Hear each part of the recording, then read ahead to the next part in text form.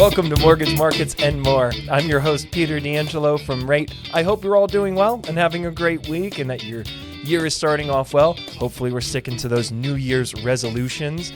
I am excited to share quite a bit today. We have a little bit more optimism for today's episode compared to last week where it was a little bit more gloomy than we were hoping for. But we're excited. We're going to get into it. A lot of good, important information to share today. So let's get right down to it.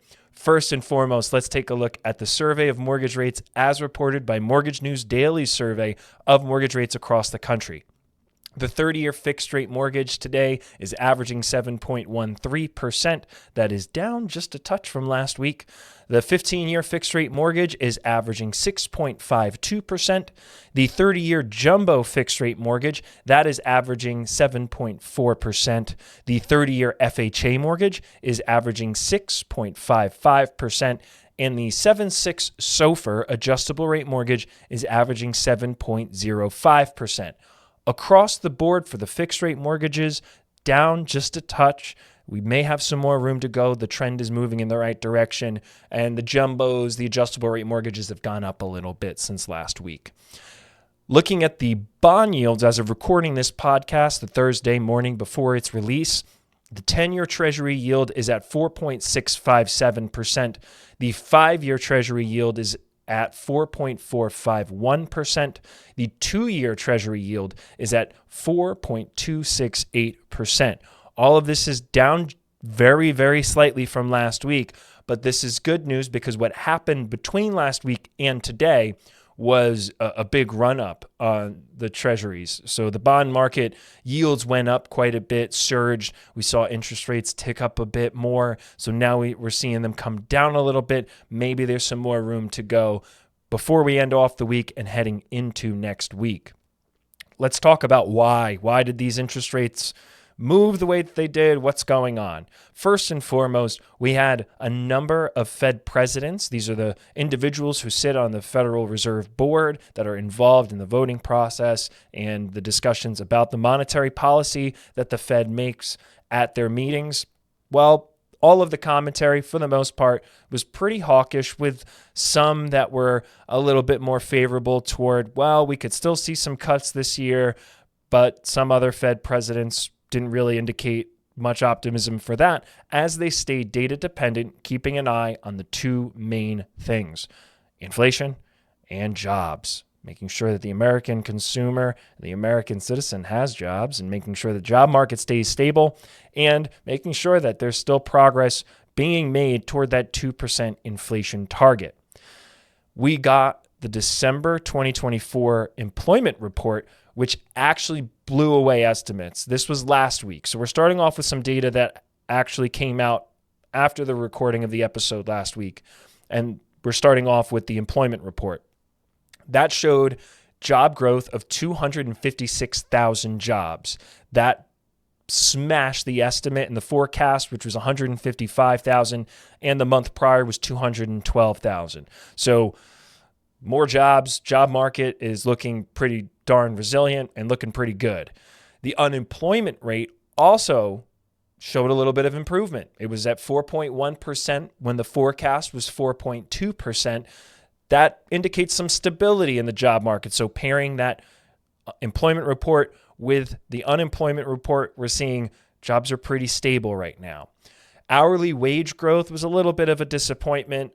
Came in at 3.9% year over year, and that is going down a bit from the last reading, which was at 4%.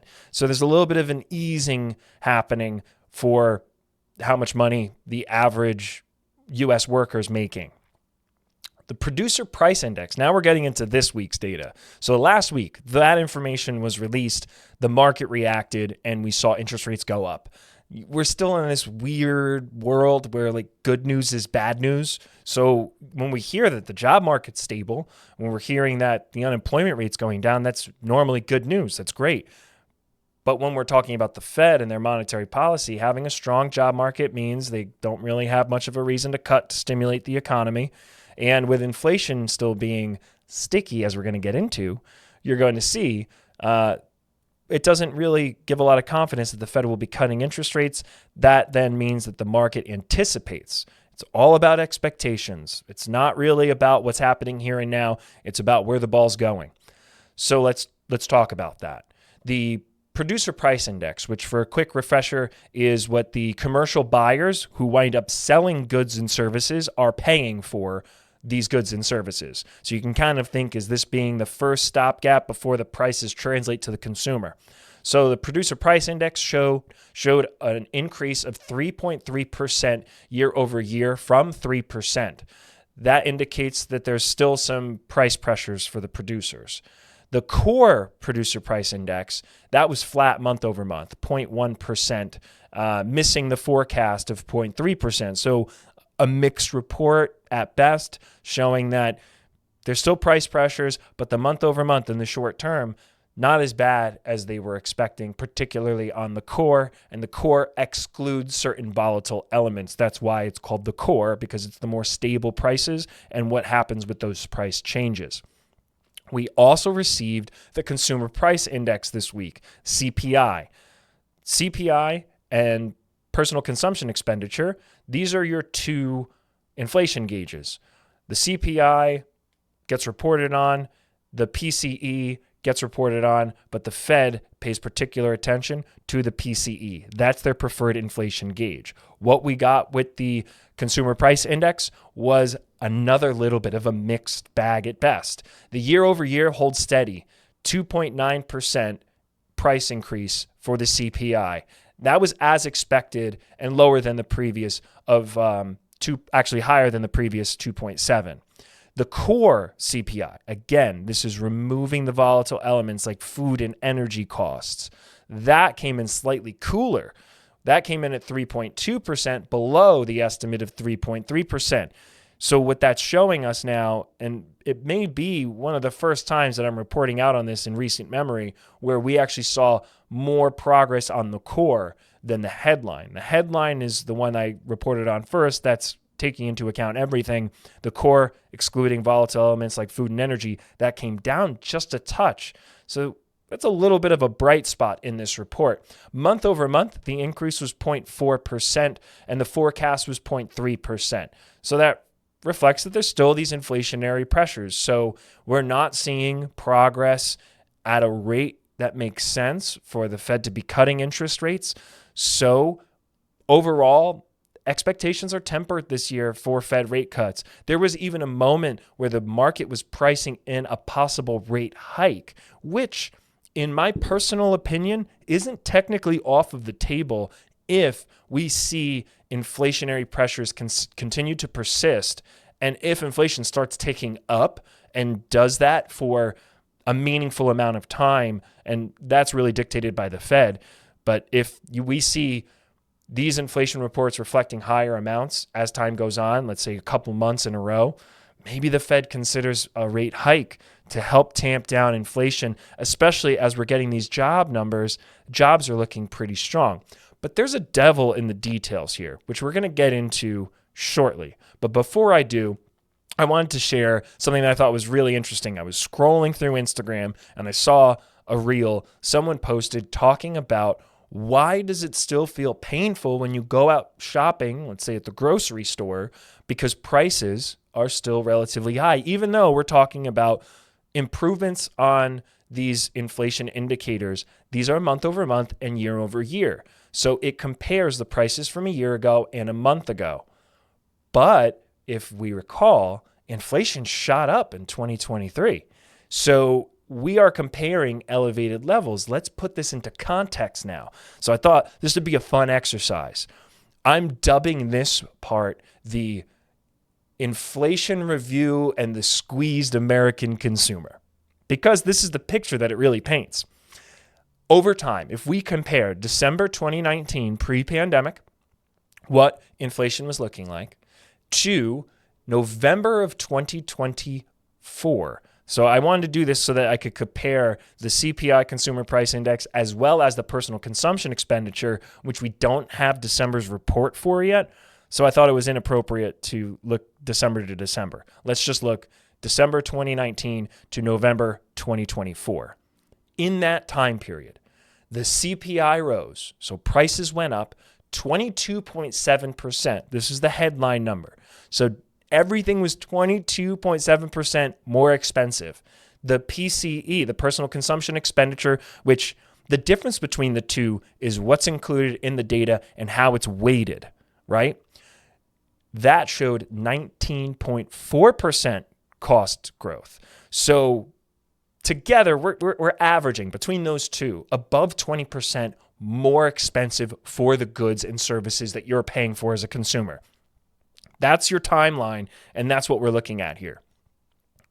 If we think about, okay, this is what the costs are, how much more money is the American consumer making? We just talked about the wage growth from December, right? Well, that wage growth from December showed us year over year. Let's now compare wage growth in that same time period from December of 2019 to November 2024. That wage growth was, drum roll please, 8.06%. So there's a shortfall, right? If you're just looking at these numbers, costs of goods and services has gone up, let's just say on average for round numbers, close to 20% if we're looking at those two indicators. And the American worker has seen and realized on average 8% appreciation in their wages. So they've made 8% more money in that time period.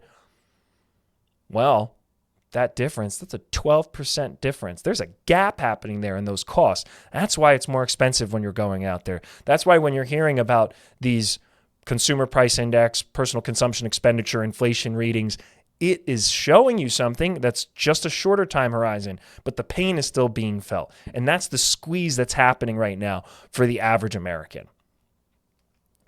Talking about this, I wanted to also highlight today, we're going to have a fun fact segment, very quick, because what I've noticed is last year we talked briefly in one of the previous episodes about how the job openings labor turnover survey from the Bureau of Labor and Statistics said, oopsie, we overstated jobs by about 800,000, which is crazy. And when the Fed is using data reports like this to make their monetary policy, it's a little concerning.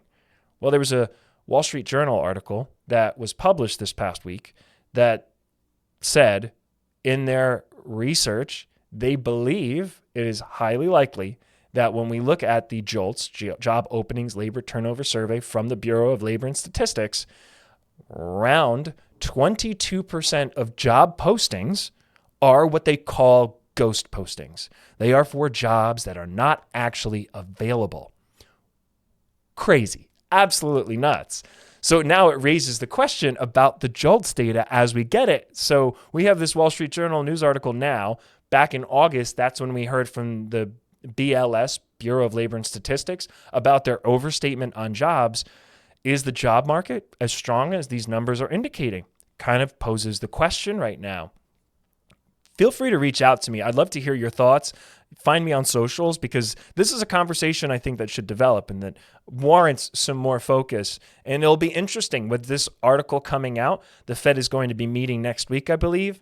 Will this kind of play into their calculus? Will they be considering that there may be some errors in the reporting and some errors in the data that they're looking at when they are managing and creating expectations for their monetary policy? These are some good questions to ask right now. For our Did You Know segment today, we're going to talk about flood insurance. When you're out there shopping, you are going to see in maybe one town, you're going to see a disparity sometimes in the list prices. You may say, oh, wow, this house is a great deal. Go onto the listing, go onto realtor.com, homes.com, wherever it is that you shop, Zillow. You pop on there, you can scroll through. There's a risk factor section. This is an important thing to keep an eye out for, particularly if you are a prospective home buyer, and even more particularly if you are a prospective first-time home buyer. I'm not going to discourage you from buying a home in a flood zone, but there are implications both practically and monetarily if you're going to buy a home in a flood zone. So first and foremost, we have FEMA, and FEMA does offer flood insurance. This is a government-funded program for homes that are in flood zones. The cost in certain areas can be very, very high if you're going to need flood insurance. So FEMA outlines what areas are in what they consider flood zones, and that has implications for your financing. So if we are assisting you with your mortgage and we see that the property's in a flood zone, we are going to require, as the lender, flood insurance. Flood insurance could be very expensive. This is also something that can have an impact on your qualification. So whereas you may see a home price lower in a desired town, but it's in a flood zone, the cost component could be just as expensive or more than the homes that are not in the flood zone and what it would cost to be competitive to purchase those properties compared to the property that is in the flood zone.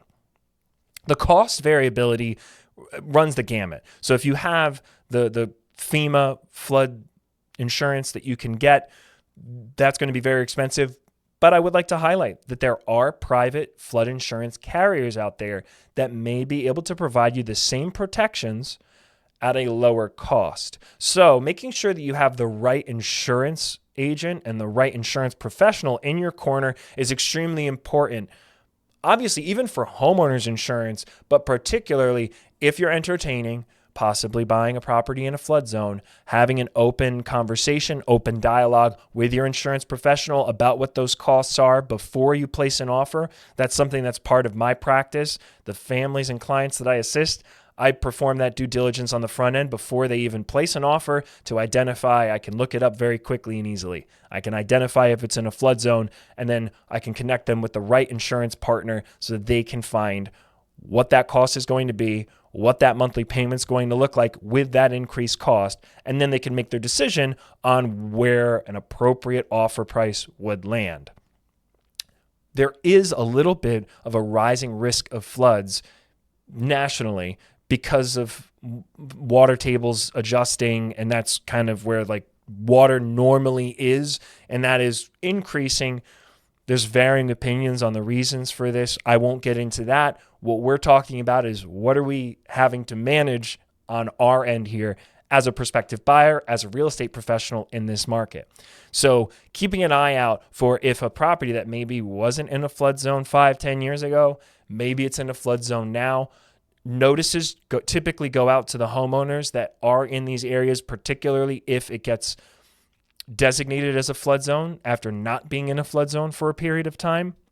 And then also the flood zones, if you look at the flood zone maps, they're not necessarily just taking lumps of land and properties and saying, oh, that address is in a flood zone. It's actually drawn out on a map based upon the history and the data of flooding that has occurred over 5, 10, 15, 20, 25, 30, 50, 100-year flood zone, flood plains is what they call it. And you can see that on the FEMA flood maps. The tools that I use, I get to take a look, and I'll share just a quick example of a client I was assisting this past week who's interested in placing an offer on a property. For those of you here in North Jersey, it was a property in Montclair. And there was, from what I saw, there was a portion of the property, and it was like the southeast corner of the parcel. So the meets and bounds of the property dictate where the parcel of land is that you are purchasing. There was a little corner portion that was in the flood zone. The structure itself was not in a flood zone. But if it's on the property line, that's something you need to talk to an insurance professional about, which is what I did. I connected that client with my preferred insurance professional so that they can ask the questions, find out what the costs are. The last thing that I'll mention is we're talking about when flood insurance is mandatory, when the property is in a flood zone. But a lot of people don't know you can get additional flood insurance policies that are voluntary.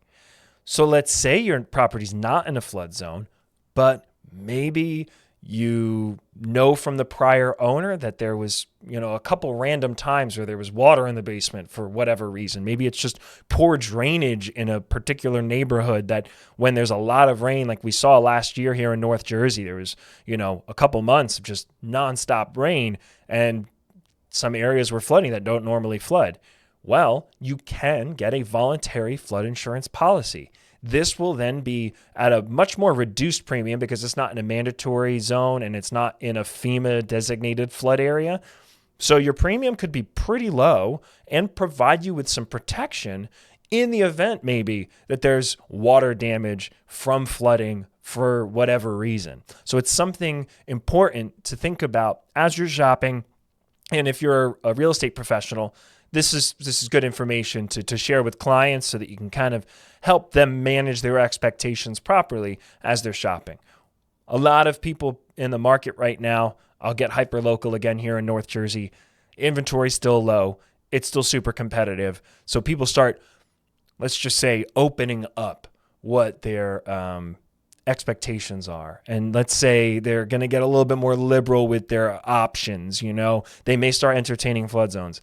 These are some important things to realize. And these are all numbers that we're talking about. Another part of it is if it's in a flood zone and it does flood, there's a practical element of what's going to be required to make sure you're keeping your home maintained, getting rid of the water, any remediation for mold, things like that. So these are all things that are important to consider, especially if you're possibly open to purchasing a property in a flood zone. That is it for me today. I hope you found this information helpful and useful. It looks like we're going to get the National Association of Realtors existing home sales data after our production date next week. So I will not be reporting out on that as part of the regular podcast. I'm going to have a special episode just for the National Association of Realtors that I'll be releasing on my podcast platforms. So be sure to like, share, subscribe. Email me if you have questions or anything that you'd like me to cover on the show, or if you'd like additional information, you can reach out to me via email at peter.d'angelo@rate.com. That's peter.d'angelo@rate.com. Until next time, I hope you all have a wonderful weekend and take good care.